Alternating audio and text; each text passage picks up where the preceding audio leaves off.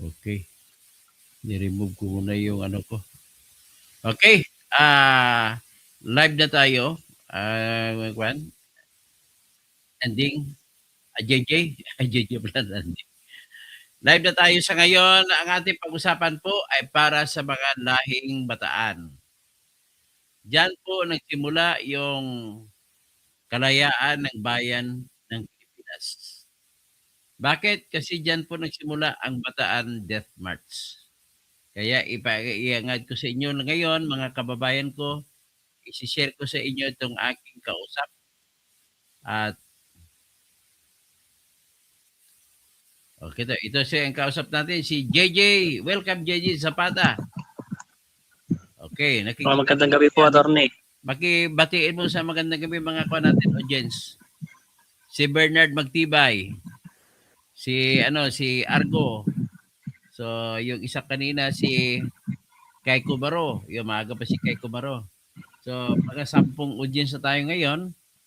At inantay natin mag-aangat ng konti, magkwentuhan muna tayo. Ngayon, ang pag-usapan natin ay itong pabahay ni Kwan. Pabahay ni PBM for PH. Yan ang may binebenta galing sa Barangay Pinunot sa Dinalapihan. At katuwang pa dito yung mga opisyal ng Bataan, ha. Bastos naman yung mga opisyal ng Bataan yan. Hindi niya inalagaan yung kanilang mga kwan. Huwag nyo na iboto yung mga Garcia na yan, ha. Hindi, kampanya natin, kumampanya tayo laban dyan. At huwag na magpaapi mga taga-Bataan. So anyway, ito na nga, pwede natin mag-umpisa siguro. Mga kababayan ko, pag-usapan natin ang kawalang kalintikan na nangyayari. May pabahay po si PBM sa 4PH niya, 4P. 4P pabahay ng 1 million houses a month. Kahit isa, wala pa akong nakita. Nagka-lintik-lintik na. May impis na Sara, wala pa rin tayong nakita. Nagka-crisis sa Iran, wala pa rin tayong nakita. Anong klaseng kuan ito? Mga taga San Joaquin, Iloilo, maayong gabi sa inyong tanan. Rogto sa Kalinog, kag sa Lambunaw, mayad nga gabi kaninyong tanan. Maayong gabi sa tanan ng Ilonggo, maayong gabi sa tanang Cebuano. Speaking, apil na ang buhol o asa nigikan ang akong asawa. At mga taga Cebu, mga taga Samar, Leyte, Biliran, maupay nga gabi. Maray na banggi sa mga Bicolano. Naimpagrabim sa mga Chabacano, Ilocano. Sa mga Chabacano, buenas noches. Sa mga Kabalenko, Maya Pabingi. Sa mga dyan sa Pangasinan, malapit sa Bataan, ay Masantos Yalabi. Ito ngayon, yung mga taga-Barm, mga Maranao, mapia magabi sa inyo langon. Mga pakat mapia magabi. Sa mga tausog, maray may naat. Sa mga Surigao nun, maradyaw gaduyom sa inyo hurot. Sa mga taga-Butuan, taga-Agusan, daghan akong kaila diha, mga taga-Buena Vista, mga taga-Bayugan, sila sa Talacogon, sa Esperanza, maayong gabi kaninyong tanan. Maayong gabi sa mga kurakot ninyo congressman. Si Congressman Plaza, si Congressman Joboy Aquino, si Congressman Kwan, sino to isang kalimutan pangalan ng ibang congressman, puro naman magnanakaw. So anyway, maganda gabi lahat ng mga magnanakaw na nakikinig ngayon. Ipakita po namin ngayon kung paano magnakaw itong isang nagngangalang Attorney Elmer C. Attorney Elmer TC. Kasampan nyo ng kaso ng disbarment, patanggal ang titulo niya na abogado kasi nangagaw ng lupa eh. So, ang kasabot niya, yung abogado niya sa Attorney Moirong. Attorney Moirong, kung kumuha ka naman ng kliyente, yung hindi land grabber. Ngayon, napag-usapan natin, ito kasi si Attorney Elmer C. ay nang-agaw ng lupa, may bitbit after how many years, Kung titingnan mo, anong taon ba yung titulo niya? Kailan doon siya nagkatitulo? Anong ka, maalala mo? 19?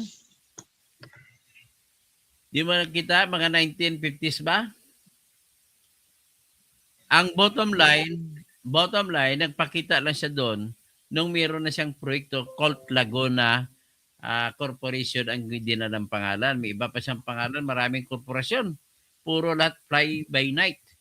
Paano naman magkaroon ng lupa ang taga Laguna sa Bataan? Ibig sabihin, pinabayaan yung mga taga Bataan, inaapi-api ng panahon. At ang taga Laguna nagkaroon ng lupa sa Bataan. So, yan po ang nangyari. Lumabas po ngayon, na-research ko na po yan. At lumalabas po sa research ko, yung titulo po nila, JJ, na pinapanghambog nila ng titulo nila ay spurious o peke. Bakit peke? Unang-una, ang mga lupa dyan sa barangay Pinulot, Dinalupihan, ay pwede lamang ipamigay ng pamahalaan nung kung kailan na aprobahan ang survey na tinatawag na survey na cadastral survey. So, mga 20, ano yun ang na-aprobahan? 2090? 1990 or kailan ba? 2010? 2010 ang na-aprobahan, di ba? Ang cadastral survey. So, kung 2010 inaprobahan ang sa cadastral survey po, ladies and gentlemen, ay dapat ninyo pong malaman na magkaroon kayo ng kaalaman sa batas.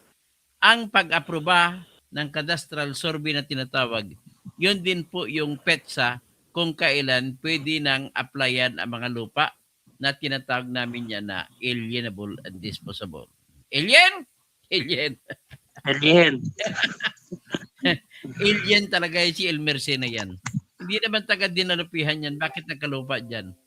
So, ibig po sabihin, sertipikado na po ng Department of Environment and Natural Resources at naipresenta na namin sa korte yung taga-DENR na taga-Senro na siya mismo nag-certify na ang lupa na pinag-awayan ay nagiging bukas lamang sa aplikasyon sa mga mamamayan para magiging pag-ari sa pamamagitan ng pag-apply ng patente.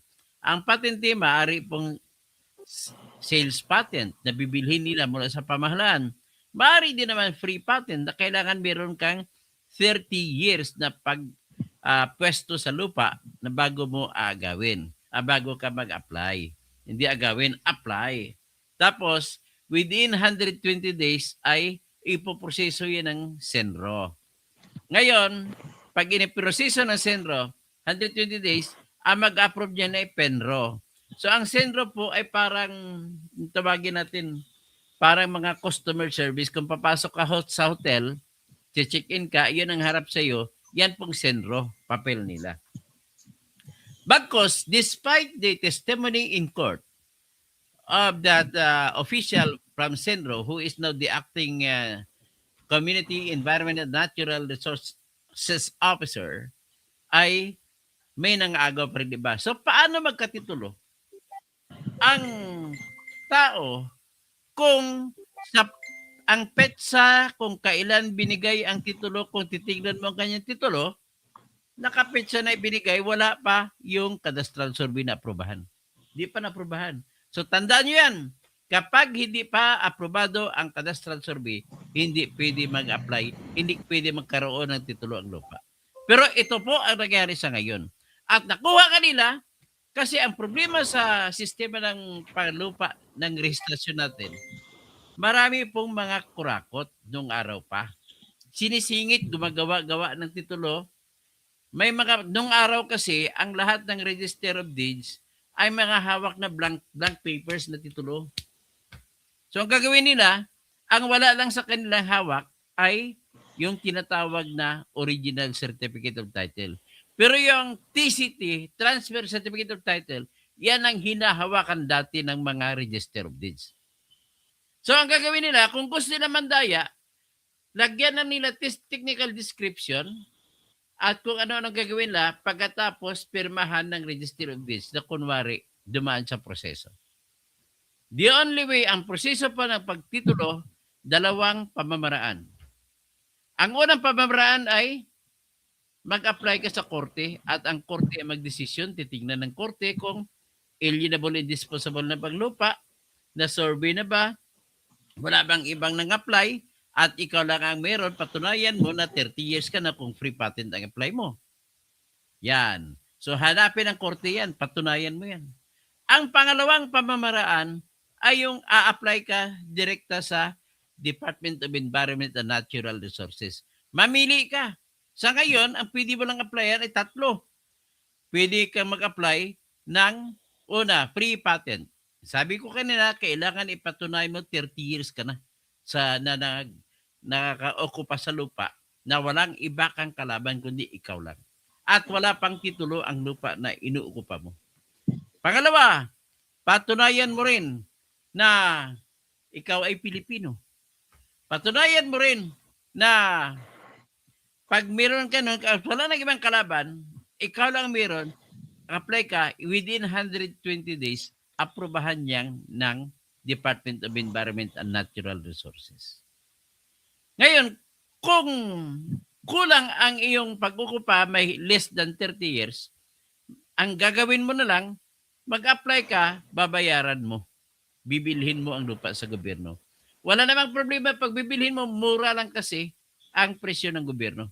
Okay? Binigyan ko na kayo ng leksyon. Ngayon, ipapakita ko yung report ng Billionaire News Channel kung saan ang lupang iyon na tinutukoy natin na kung saan itinayo ang mga pabahay ni BBM na mga nilandgrab pala, ninakaw palang lupa. So, huwag na kayong bumili dyan. Kasi magkakaso ito sila ng JJ, kawawa lang ang mga taong bibili dyan. Wala silang papuntahan. Kaya sa ngayon pa lang, winawarningan na namin, huwag na huwag kayong bumili dyan. Okay? O ngayon, ipakita muna natin. Ay, magsalita ka muna, JJ, bago natin ipakita yung Billionaire News Channel. Sige. Magsalita ka muna, JJ. Magandang gabi po, attorney. Magandang gabi po. Sige. Okay, si Teacher Mark reacts. Interesado ito kasi malapit na sa inyong bahay niya. Ate Imar, yung natalong tumakbo bilang vice gov nila. Yan dati ang pinaglalaban, issue ng land grabbing. Ngayon, ay dami-daming land grabbing dito sa Bataan. Para na rin sa Pampanga ito, sa Tarlac, hindi nagkakaiba eh. Sambales, ganoon din. Pangasinan, dami rin. So anyway, this is one big problem na kung ako tawagin natin, kung ako ang LRA administrator, babaguhin kong sistema para matanggal ang mga yan. So anyway, papakinggan muna natin ang balita ng Billionaire News Channel patungkol dito. Sana ba yun?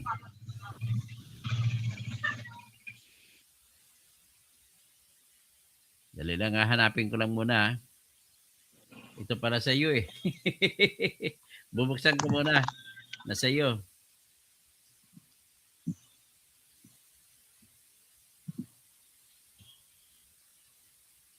Ito, i-play natin. Dali lang. Stop ka muna, Corina Sanchez. Stop ka muna. Yan. So, ipakita ko muna sa screen. Para i-play natin, manood ka.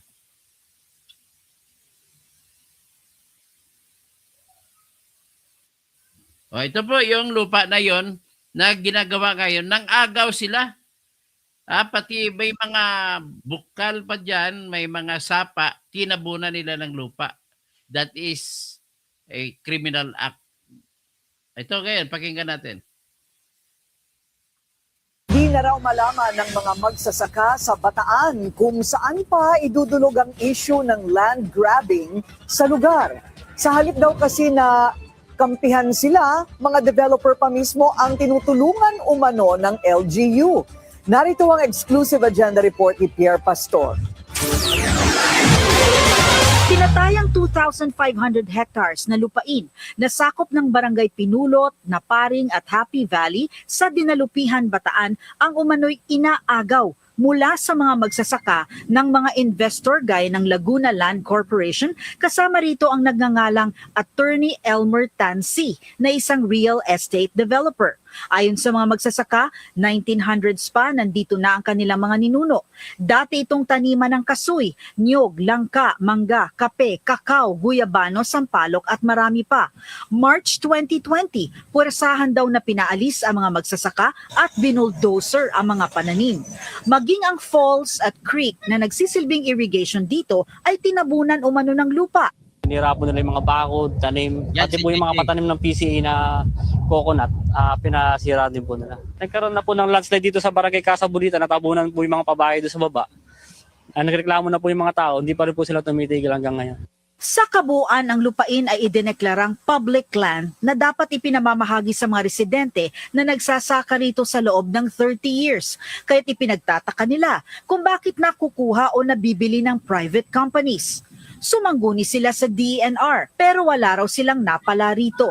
Sabi niya po, titled na po, magpag-file na lang kami sa court. Ayun po yung sabi. Pero ang sabi naman po ng isang DNR, hindi, public land pa yan, pwede nyo pang applyan. Bari po sa loob ng government ng DNR, nagkakaroon ng conflict. Isa po kasing may interest, saka isa pong tumutulong sa mga magsasaka. Isa naman po nag-i-interest para magkapera doon sa pagbenta sa mga lupa ng magsasaka.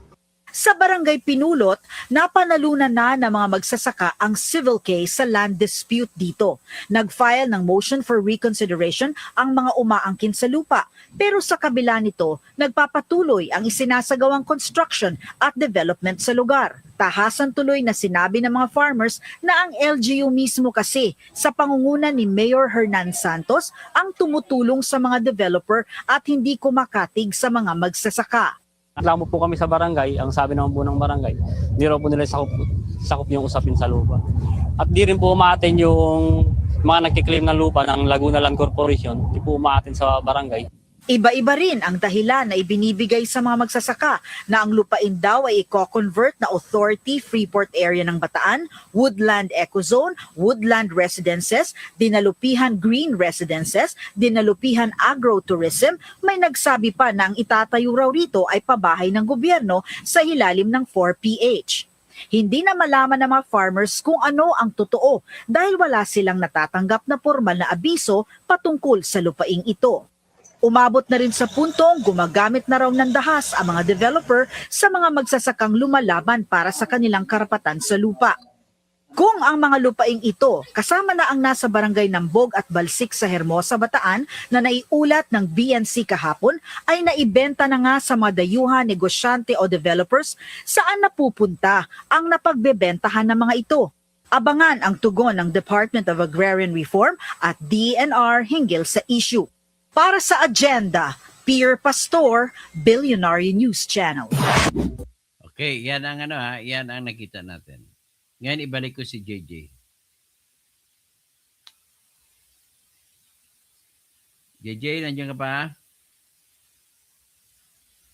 Nawala na ata si JJ. Tawagan ko.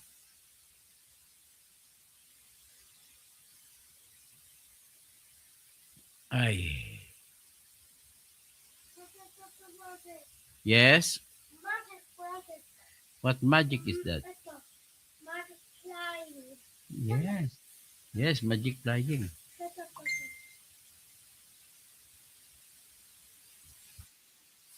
Bukas ulit, Jay. Bukas ka ulit. Nawala ka. Bakit ka umalis? Hindi ka dapat umalis. Kasi nagpalit lang kayo sa screen, pinasok ko yung Billionaire News Channel. Ngayon ikaw naman ipasok ko. May na signal? Di bale. So, iyan ulit si JJ, no? Si JJ yung nagsalita kanina. So, dahil po sa lumabas na yon, ay kinasuhan siya ngayon ng libel, cyber libel. Kinasuhan siya ng cyber libel dito sa Manila City. Nagtataka ako bakit sa Manila City. Bakit sa Manila City? Unang-una sa jurisdiction, Miss Attorney Moirong, sa jurisdiction, wala na. Tumba na kayo. Bakit saan ba sinasampa ang mga kasong libelo? Una, isasampa mo yan kung saan yan na-publish. Kung saan inere ng Billionaire News Channel. Saan mga opisina ng Billionaire News Channel? Wala, hindi natin alam. Pero bago nila kasuhan kayo, kailangan kasuhan din nila ang Billionaire News Channel, hindi lang ikaw. At ikaw ay in-interview lamang ng news channel. So bakit kanila kakasuhan sa Manila City? Ano ba yan? Hoy, Attorney Moirong, ano ba yung pinagkagawa mo? Pangapi sa mga tao. Grabe kayo, diskarte nyo, natalo na nga kayo sa kaso. Tapos ito, ang karapatan nila ni JJ Zapata family, ay ganito po yun. Ang kanilang pinanalo sa korte na pinanalo namin, ay nanalo kami sapagkat kayo ang inyong titulo ay walang kwenta.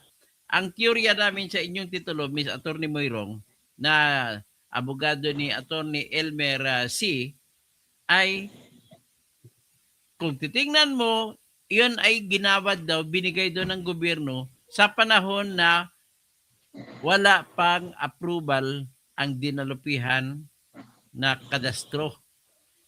Sa batas po ng kadastro, saka pa lang ang magiging alienable o disposable ang lupa kung naaprobado na ang kadastro. Sa makatwid, walang ibang titulo dyan na magkaroon ng edad na mas matanda pa kaysa edad ng kadastro na survey. 2010 ang kadastro, kaya dapat ang mga titulo dyan ay hindi lalampas ng 2010. Ang titulo nila 1900s pa. So kaya ngayon ay piki na yan. So anyway, ang hindi natin alam ngayon bakit ka kinasuhan ng libel sa Manila. Anyway, kung pag-usapan natin ng libel, saan ba dapat sinasampa ang libel? Sabi ko kanina, kung saan pinalabas. Kung pinalabas yan ng Billionaire News Channel sa Manila, pero dapat kasama ang Billionaire News Channel na kakasuhan nila. Pangalawa, pwede sila kumaso sa lugar na kung saan ginawa ni JJ ang paglalibel sa kanila. Saan ka ba in-interview? Sa Bataan? Dapat sa Bataan sila magsampa. Ngayon, kita naman nakikita sa drone na sa Bataan ka.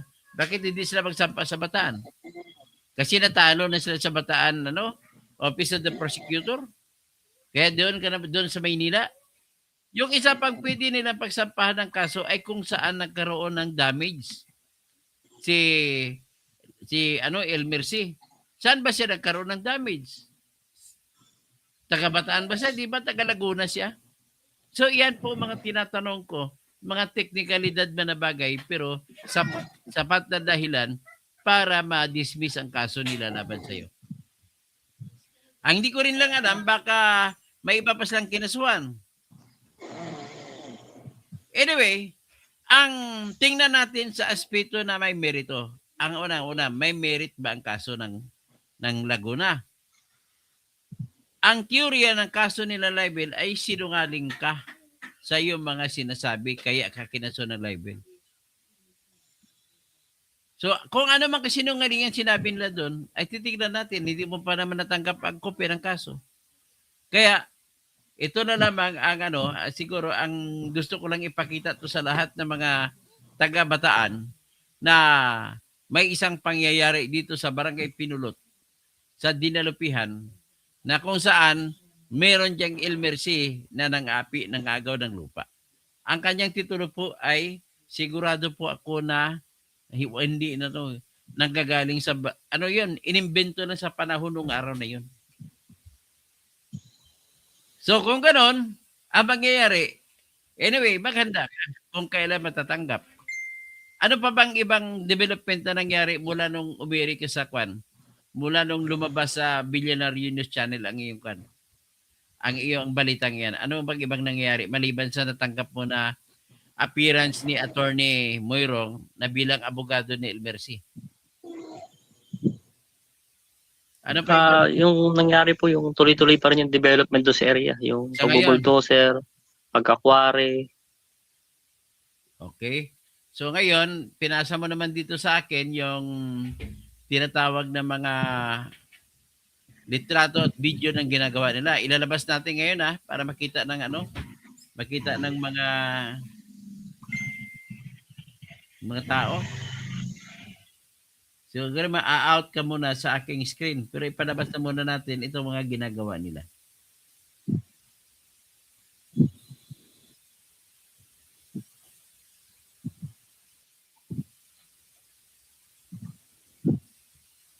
So ano bang ginagawa ng mga gobernador ang mayor diyan? Sabi mo, mayor kakampi sa kalaban. So ipakita ko itong isang itong video.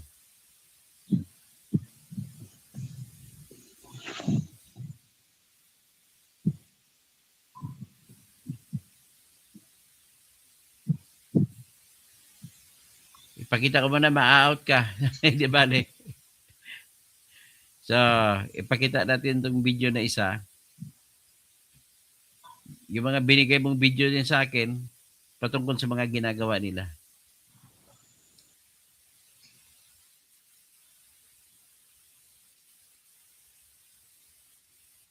Yan. Ito, tingnan nyo. Yan po Yan ang lupang yan Pinagbubuldos sila. Ito mga sakahan, mga Tinatabunan ng taniman nila ni JJJ. Yan po tinatabunan na correct. Ito naman yung daan papunta po. Yan nakita ninyo.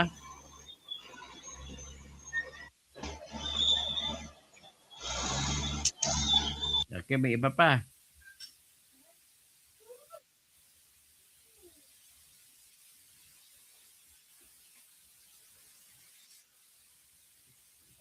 Ipakita natin yung mga nauna pang paggawa nila, no? Di ba? Nung pangagaw pa lang.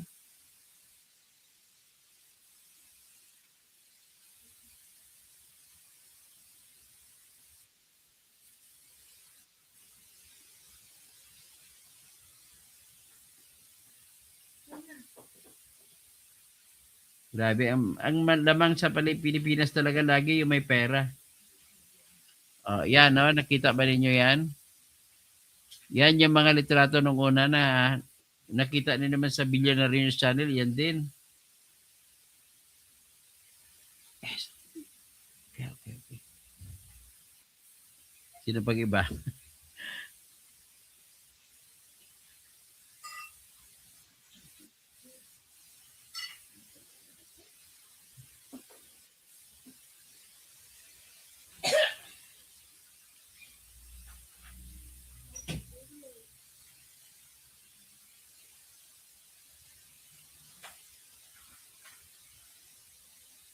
Ano pa bang iba? Ipapakita ko ibang documents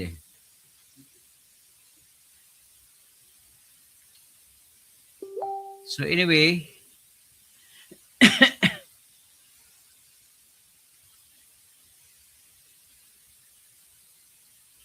ikwento ko na lang po. May muntik pa matay pang tatay ni JJ dito. Kasi mga gwardiya ni El Mercy at mga tauhan niya ay sinugod. At nang sinugod, hinandusay ng na kung ano-ano. Buti na lang magaling dumipensa. Tatay niya, 70 plus years old na, no? Ilang taon ba tatay mo? 60 plus. Ang kalaban niya, matipunong lalaki pero natalo pa. Yan ano yun ang busis nito?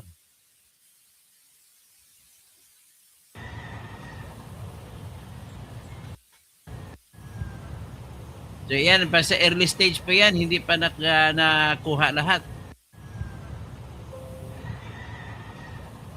Yan ang sa Pinulot, Barangay Pinulot, Dinalupihan. So anyway,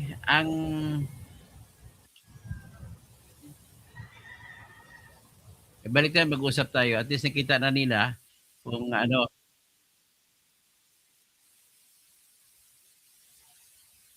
ipasok kita sa screen ulit.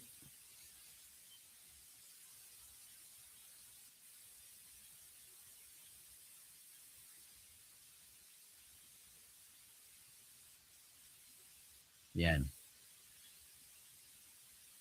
Ayan, ito si JJ, no? Ang pag-usapan na natin very short kung ano nangyari dito para maintindihan nila.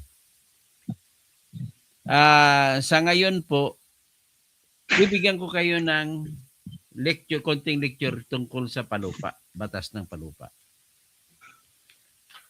Ang sinabi ko kanina na ang lupang pinagawayan, ang kalaban nila may titulo na hinahawakan. Kaya nga dahil sa hawak nilang titulo, yan ay nakapag-bulldozer sila doon, gusto ng paggawa ng kung ano-ano mga paggawa. Nakasama dyan, ipagawa nila yung 4PH na pabahay ni BBM. So ano mangyari ngayon sa 4PH na pabahay ni BBM at ang iba pa na mga tao kung bibili sila ng lupa dyan? Pag sagsampa na kami ng kaso, ano mangyari sa kanila? Hindi na nila maisasangla ang lupa nila. Walang bangko na tatanggap kung lalagyan namin ng adverse claim yan. Ganon po ang isang pinakamababang magagawa ninyo kahit wala kayong pera pang kaso. Gumawa lamang kayo ng adverse claim at ipatatak sa likod ng titulo kung ikaw ay may hinahabol na titulo. So ngayon, ang gagawin namin ito, gagawa kami ng adverse claim muna. Siyempre, nag-iipon ba sila ng pera pang sampa sa filing fee sa korte? At ipa-adverse claim namin yung titulo na ginagamit nila, although piki yung titulo na ginagamit nila. Sinabi ko na piki sapagkat in-explain ko na kanina. Kasi kung titingnan mong titulo nila, nakalagay dyan sa ilalim kung kailan iginawad. Kung iginawad dyan sa panahon na wala pang declaration alienable and disposable, ay hindi magiging valid ang kanilang titulo. Kaya yan ang magiging habol natin sa kanila. Ang lamang sa nang nila pera, marami silang pera. So, winawarningan natin ngayon kung sino man ang nakakaalam alokan magbibentahan ng mga ginagawa ng mga lupa, mga socialized housing, kung ano, huwag kayong bumili dyan. Kasi yan po ay pag-aari na ng mga pamilya sa pata. Hindi pa pumasok niya mga Laguna Corporation dyan. Hindi pa nakita ang kanilang bulldozer, matagal na nakatira yung mga kausap kong ito si JJ. Tatay niya nandyan.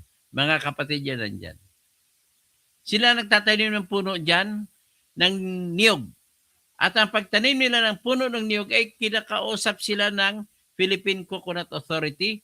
Binibigyan sila ng mga binhi ng niyog at itinanim nila. Kasama sa mga itinanim nila malalaki ng niyog, ang binuldoser ng mga gagong yan. So ngayon, nangyari dito kung bakit sila nakagalaw, siyempre may pera. May gamit na titulong piki. Nag-apply ngayon ng tree cutting permit. Gamit yung titulong piki. Alam mo naman, pag mapantahan mo ngayon ang mga opisyal ng bayan natin, ay total may titulo naman. Hindi na nga. Alam niya, may record na siya. Ha? Yung taga-DENR ang nagbibigay ng permit para mamutol ng puno. At ang DENR, titingnan na sino ba may-ari ng mga puno. Makikita nila kung sino may-ari ng titulo, kung saan nakatayong puno, yan ang pinipresume na may-ari ng puno. At kung titignan nila ng titulo, 2 plus 5. 3. 5. Kung makikita nila ang titulo, alam ng DENR kung piki o hindi ang titulo. Kaya yan ang babaguhin kong batas. Kung ako'y magiging administrator ng Land Registration Authority. Basta may titulo na ipinapakita na ang petsa ng pagkabigay ng titulo ay mas luma pa kaysa petsa kung kailan ibinigay o ginawad ang cadastral survey, ay automatic fake yan. Ganon din ang gagawin kong batas dyan sa Land Registration Authority. Mabuti na nga lang ito ngayon, bandang huli, panahon ni Noynoy Aquino, binago ang sistema ng pag magrehistro ng lupa sa LRA. Ang ginagawa dati, JJ, kung magparehistro ka ng lupa, nakabili ka halimbawa ng lupa, hawak mo ang titulo ng pinagbilhan mo, isuko mo yan sa Registry of Deeds at papalitan ng bagong titulo na nakapangalan sa iyo. Ganon ang proseso. Pero noong araw, pag pumunta ka sa Registry of Deeds, hawak na ng Registrar of Deeds ang kopya ng mga titulo. Hawak na nila ang mga blanco ng titulo na isa dyan, kung nakabili ka, ibigay sa iyo, kukuha ng isang blanco, tataypan. Magtatype ka ng certificate of title number. Lahat ng entry ilalagay. Ganun ang mangyari. Nang ibig sabihin, may ready na sila na titulo na kopya. Pero sa panahon ni Noynoy, binago na po yan.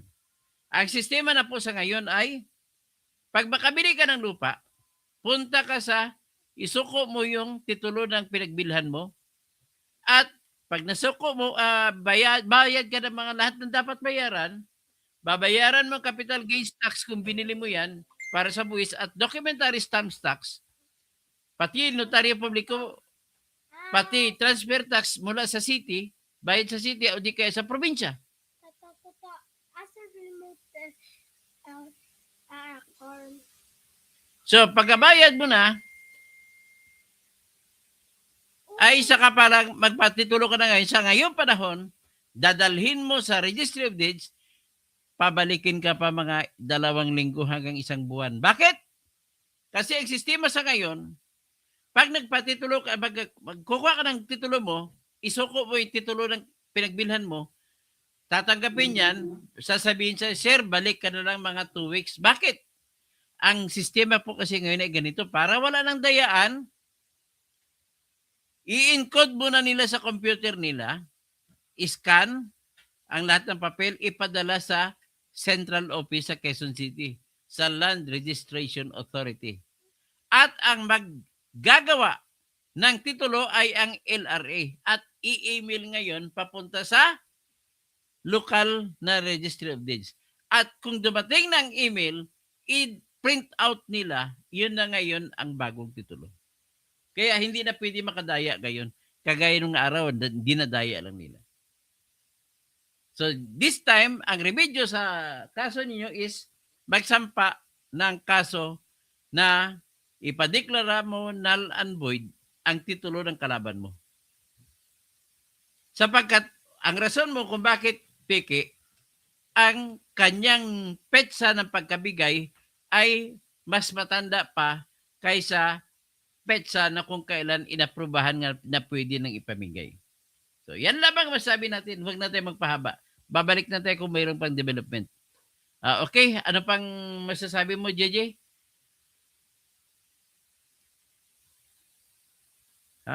Wala ka tayong sound eh. Pakimute. Nakamute ka.